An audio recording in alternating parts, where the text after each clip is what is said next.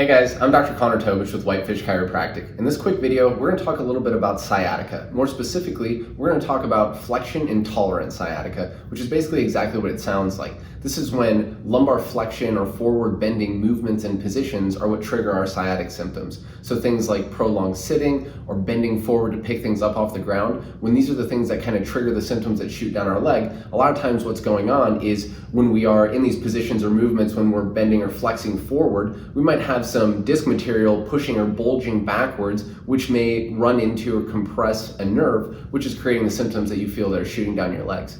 When this is what's going on, oftentimes what patients think is that they need to stretch their hamstrings more to relieve their problems. Most likely because a lot of the symptoms that they feel are on the backside of their leg, kind of right next to their hamstring. But if forward bending is kind of what is producing more of our problem, it's kind of unlikely that more forward bending to stretch our hamstrings is what's going to resolve the issue. So oftentimes we need to do some other things, and that's what we're going to go over next. First thing we're going to look at for flexion-intolerant sciatica is going to be lumbar extension. So initially, we can just hang out in a sustained extension position, basically on your belly, propped up on your forearms. So you can get into this position, and initially it'll probably feel kind of stiff, but shouldn't produce the symptoms in your leg.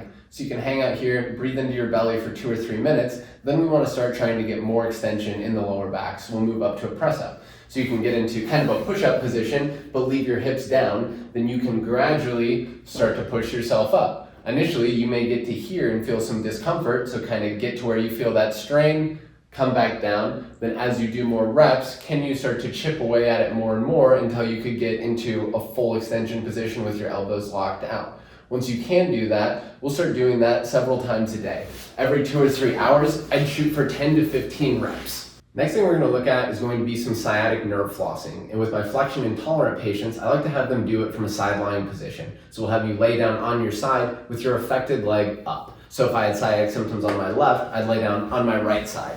So we'll get into a position like this, and then you're basically just going to keep your leg straight, start to kick it out in front of you, and when you feel a little bit of tension, you're just going to look up. Then your leg comes down and your head comes down. Leg comes up till you feel some tension, then we'll look up. I'd shoot for a couple sets of 10 reps on that one, once or twice daily.